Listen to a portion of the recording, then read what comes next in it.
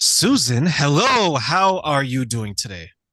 I'm great. I'm so excited to be here with you, Terraine. Yes, I'm happy to have you on my show because we're going to talk about a number of things. And we talked about it, right? Like Friday nights, no more bar, no more club. It's just the two of us having a great conversation, right? Yeah, more stimulating than most of what goes on in bars and clubs, unfortunately. Well, the I music know is too loud in a club, so you can't really say you anything can't much. talk. You can't talk in a club. I know some people try, like when they're talking to women or they're trying to figure things out, but no, I'm there for the music and that's it. Does that sound believable? Yeah? Not a bit. No, not a Not, bit. not for even a second. So you're joining me because you want to speak about couples staying together. So I guess my question, since we're going to jump right into this, what does that mean by couples staying together? What does that mean to you? Well, first of all, I'm only interested in them staying together if it's wonderful. I have no interest whatsoever in, any of the right and wrong ideas about divorce because I'm also a dating coach, a marriage coach, and a certified mediator who does no court divorce. So I want people to be happy. I have committed this part of my life to it, to teaching the tools and skills that allow people to deeply love.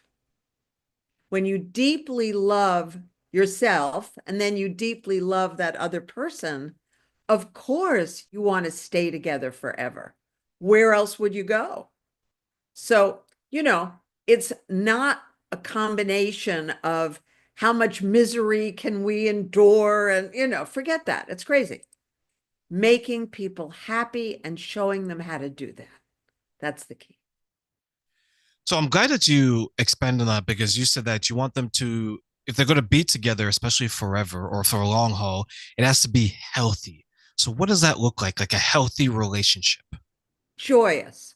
Healthy has a connotation of diagnosis, which isn't that's not who you are, and that's not who I am. But we're talking about happy, peaceful, mutually supportive. If it's an intimate partnership, passionate. If monogamy is important to you, monogamous. That the financial aspect of it is thriving because the people know how to control their minds. They have a gift that they are sharing with the world for which they're paid. So I teach all of these things in my various aspects of coaching, and people literally transform their lives. And I got two awards at the end of last year. One is from, thank you. One is from Vogue Daily, and the other one is from Cali Post about my being in the top 10 most successful transformative coach and, supportive coach, the most unique skills, etc. So I'm serious about this stuff, walking the walk. So I love that because I know for me, I worked very hard to not only find the type of relationship that I want, but to make sure that I can contribute in a healthy way to that relationship. And that's because I had some difficulty in my relationships earlier on. And that was like one of the catalysts that I got into it. So, what got you started into doing this and why? 25 years ago, I had a life-threatening divorce and was almost murdered. So that wakes you up. It's like, okay, something isn't working in this picture. And his medical doctor prescribed two steroids, and he was allergic to either, probably, and the combination of both made him literally insane. And he was a clinical psychologist, very successful, and he became a crazy person. And I had the skills to talk my way out of being killed, point blank range. And so after I survived and I created my own witness protection program, I went into hiding and I said to myself, you know, um, now what? As well, of course, first of all, I had to save my life and I had to figure all this out, and I did. And then I said, well, I've learned skills that obviously nobody knows because it took me, a year to find the third attorney who saved my life. The first one didn't know anything to do. The second one was just a con man. And the third one was the genius. Well, so now I have skills I need to share with the world. So I started a nonprofit. And since then, in addition to my private clients, I've offered 10,000 free sessions to people because people don't know the truth about divorce. They don't know the truth about domestic violence. They don't know the truth about how to avoid or even heal someone who has this, crazy PTSD response. That is exactly what it was with him. It triggered old PTSD. And so I've become an expert in eliminating all of that for people. That is quite the catalyst to get involved in this. Like it's interesting that so many of us, right, like who are either therapists, coaches, especially when it comes to relationship, we all have our own trauma, right? And it shows up in so many different ways. Like it could be that, okay, I want to help people because I've helped myself and I had to figure it out. And then when we get into a relationship, sometimes that will come up in our relationships and we just don't know why. So I guess another question I would have for you then is, what is the biggest error that most couples make that triggers this either fight or some people call this civil war? There are a few really urgent things that I recommend everybody know. So ignoring your boyfriend or girlfriend's temper is a potential lethal decision on your part. Lethal, not just dangerous. If you're dating someone with a temper today, move out tomorrow. Quietly, peacefully. I don't care if you have to lie and say your mother needs you in Cleveland. You know, get out of there. It will not get better as this person gets older and this person's adrenal cortisol gets less and less, and this person's positive brain chemistry diminishes over time due to age. This rage will get worse.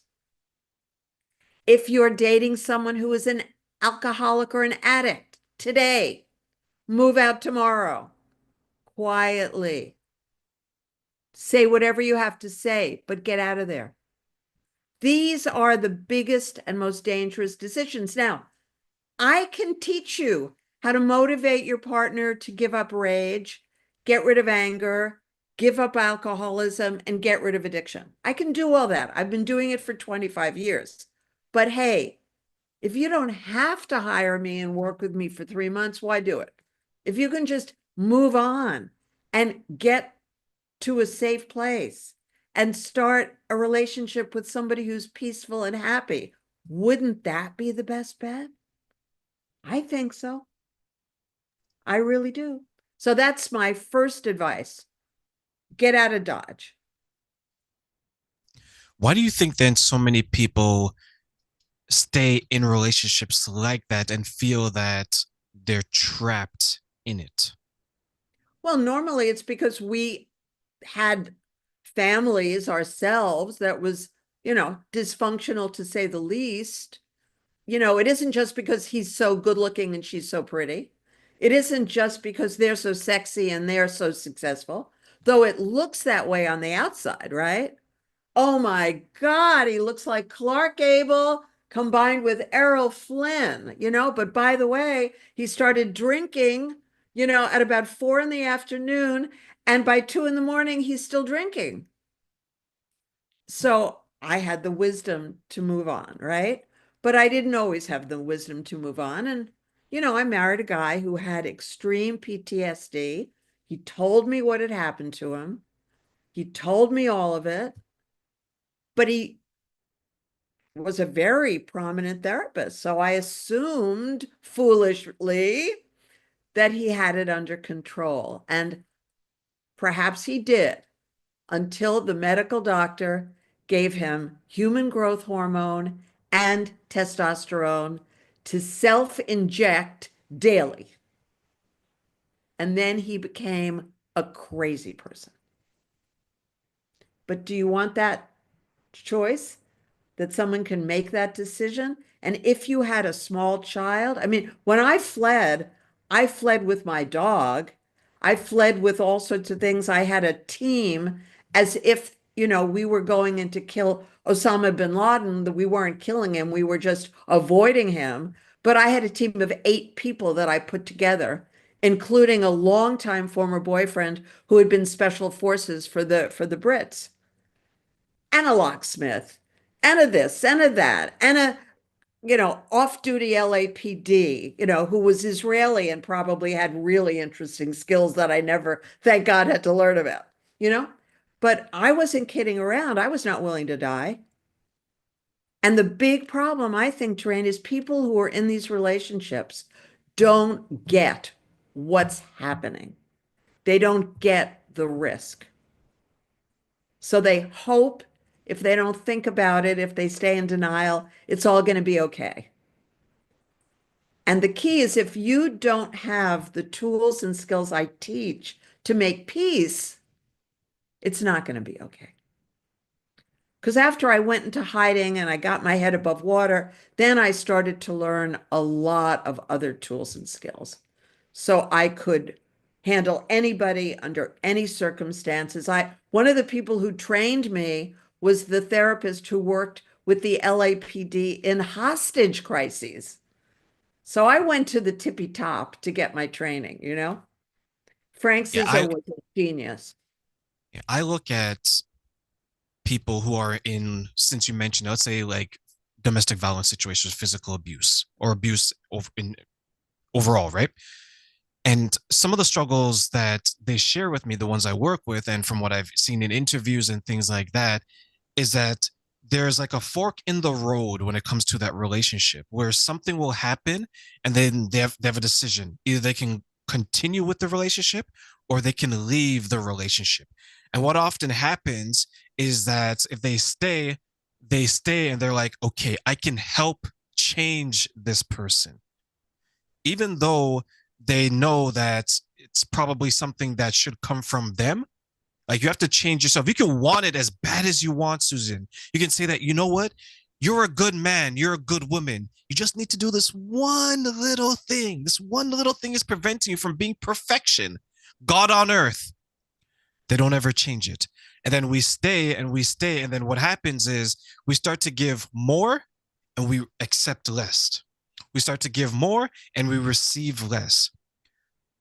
If that's the case where there's that turning point in a relationship and we have to make a decision, why do you think so many people make the one that opens them up to more harm, more abuse, instead of saying that, okay, I need to exit out of this now before it gets worse?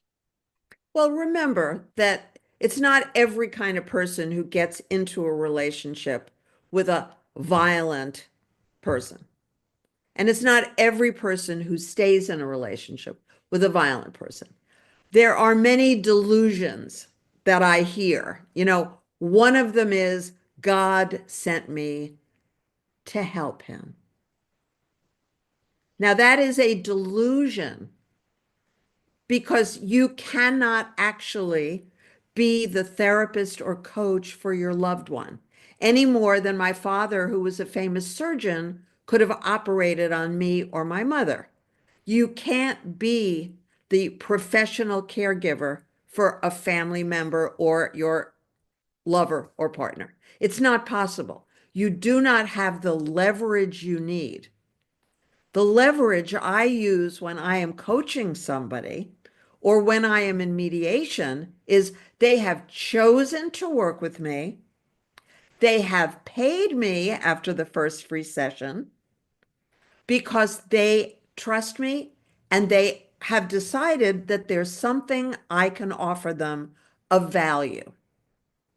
You can't have that dynamic with a family member. So if you're listening to the show and you think that the person you are in a committed relationship with or dating is someone that you've been sent to help, I guarantee that you are confused and it is not true. And if you look in any shelter for women and children, that is the most common thing that is misunderstood by those tragic creatures who could have left before they were beaten and bloodied. And I'm talking about the children too.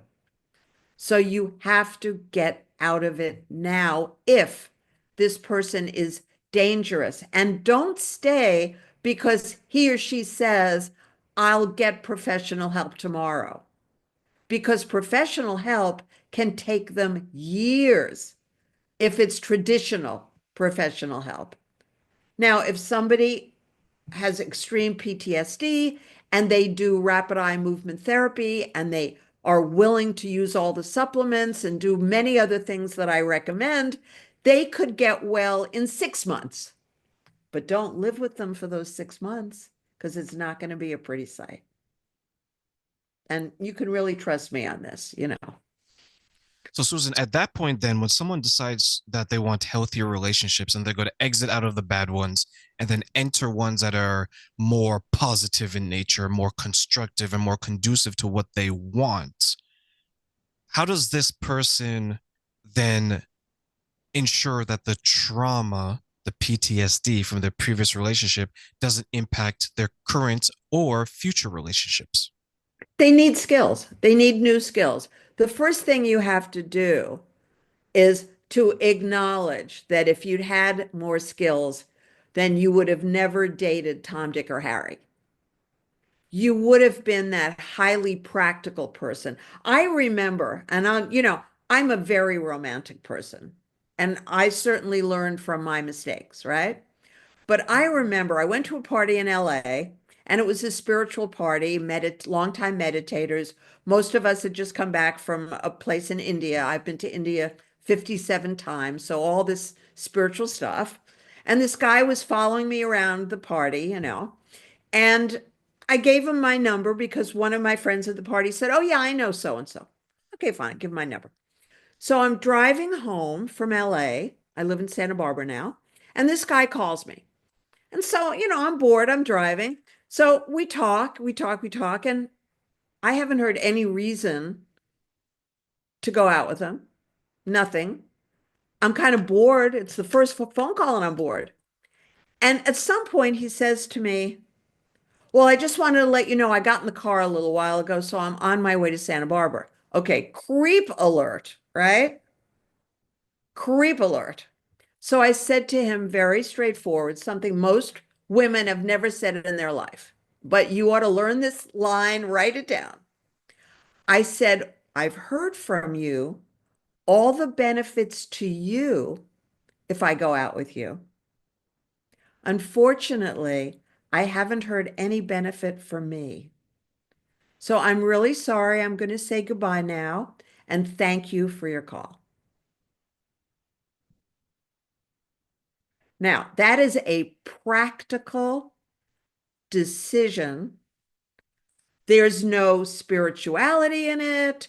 There's no touchy-feely nonsense, no woo-woo university. There's no fantasy about the future because his future was of no interest to me. And it was great because I had no motive to go out with him. But that moment is what you long for, the clarity. You have to have that clarity when you're thinking about dating somebody in this day and age. Doesn't matter if it's someone who knows somebody. That's why I gave you this example. It's not just it's somebody on a dating site. It's not just somebody in a club or bar. This is somebody who a close friend knew. But when I called the close friend the next day, I said, "By the way, this is what happened last night." He said, "Oh, I'm glad because I would never want you to go out with him." So I said, "Well, the next time, tell me or another woman clearly, don't go out with him." I wonder, Susan, like that's a perfect example of making sure that you filter out the type of person that you don't want. And I think a lot of people need to do that more so than they don't, especially because as we get older, right, we have the old joke, right? We have more time behind us than we do in front of us, right? And I see so many people, men and women, who, when it comes to relationships, the romantic kind, if you were to ask them what is it that they want, they can't answer that question. And when you ask them what does a relationship look like to them, they struggle to say, okay, this is the type of relationship I want. And as you put it out, right, and this is how it's going to benefit me, this is how it's going to benefit you. And when it comes to the communication of that, there seems to either be an inability to communicate what they want, or maybe they have no idea what they want, But then they will know right? what they don't want. When I work with them in my Perfect Life Partner program, right? They don't know what it is. So your job, and if you're listening to this podcast, do it, in the next couple of days. 50 line items to 100 line items. He is mentally healthy. He is physically healthy. He is single. He is seeking his perfect life partner. And for most people, he is monogamous. Those are non negotiable. That's the top five. For most people, also, he is financially self supporting. Another important one.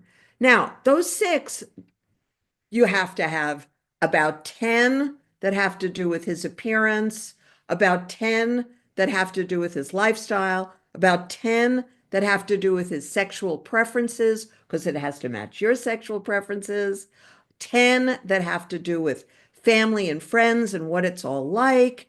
And if you're planning on having children, then all of that. 50 to 100 line items. And if you come up with 99 or 100, you're much better off because you are sending out your vibe. This is the person. I know who I want. God, send me this person, or whatever you call God. Send me this person. Not, I'm confused. Send me a bunch of misfits. So people say to me, have I made a mistake? My friends tell me I'm much too picky.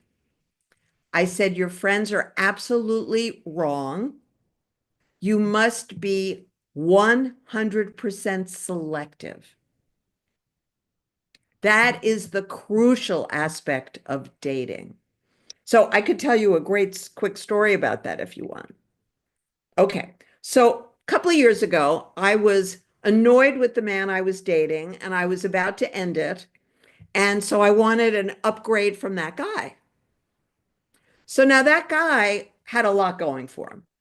He's a Yale undergrad. He was in Hillary and Bill Clinton's Yale law class. He's, 6'3". He's a crew guy, senior crew. He's really, really smart, but he has no emotional affect. I got tired of it because I realized, oh my God, this guy's on the spectrum. This is not a fit for me. And he's not generous. So I said, okay, let me see how fast I can manifest, somebody who's got all of the things I like and some things that this other guy doesn't have.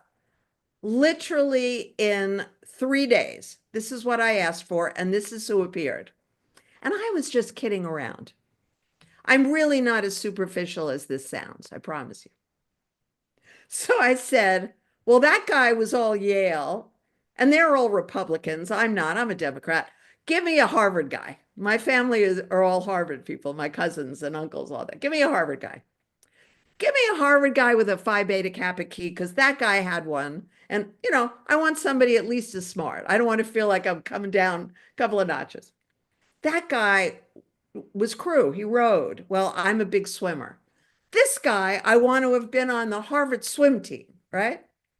That guy was very good looking, tall, a great physique. This guy, he has to be very good looking. He has to be, like 6 feet tall and a great physique. Monogamous, monogamous. Okay. Cheap as they come. This guy is generous. This guy is so generous.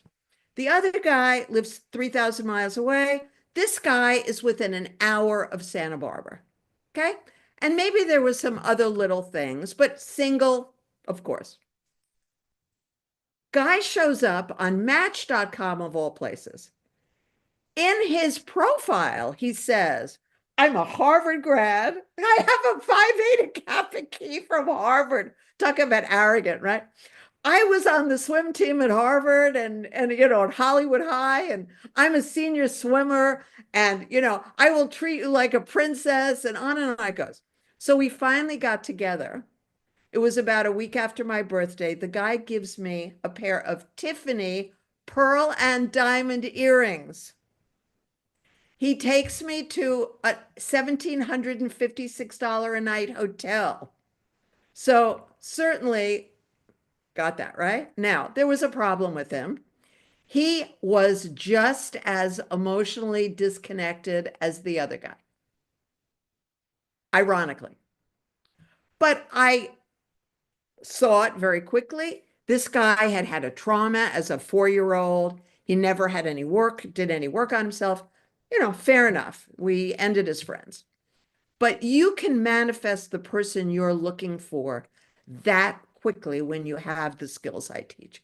That's the point, Terraine. When you know what you're doing and you've been practicing it, you know what works, you know how to do it, you can get that person. Boom.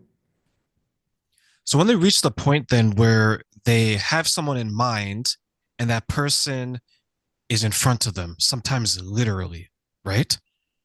What do you think then is maybe some of the obstacles that men and women face in making sure that person sees not only what they can bring, but to create a relationship with that person who is what they need because it meets their criteria, as you mentioned, the line items. Well, again, I would have to be talking to the woman or the man who is manifesting the person.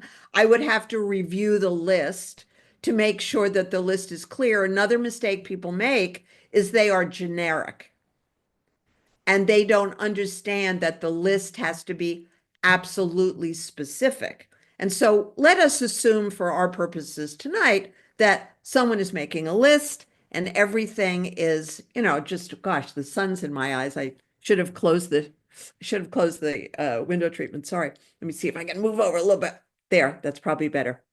Um, Once you are crystal clear about exactly what needs to be on the list, then your job is to finesse for information to see if this person really is that. It doesn't take a day or so to find that out. It takes time. And as you're doing that, you're finessing to see if Bob really is monogamous. You're finding out about his previous relationships. You're finding about Bob's career. You're finding out exactly how Bob operated in his career now, his career previously. You're making him feel comfortable enough with you so he's telling you the truth because finessing is not asking questions, Terraine. If I ask you 5 questions and you are a con man, you're going to be capable of telling me anything. Everything that you need to know. Yeah. If, however, I say, the thing I really want to know about Bob is there another woman in his life that he's going to be dumping maybe if I'm a good enough replacement? I would say, Bob, I'm meeting you and you're obviously a very, very attractive guy with a great career. So I imagine, you've had lots and lots of girlfriends and probably a couple of wives. And then I don't say another word. And normally Bob's ego will get the better of Bob and he'll tell you stuff he'll regret having told you later. So the trick is not to ask any questions because liars will lie. Finessing, I imagine, Bob, that you blah, blah, blah. That's the way to catch somebody in a lie.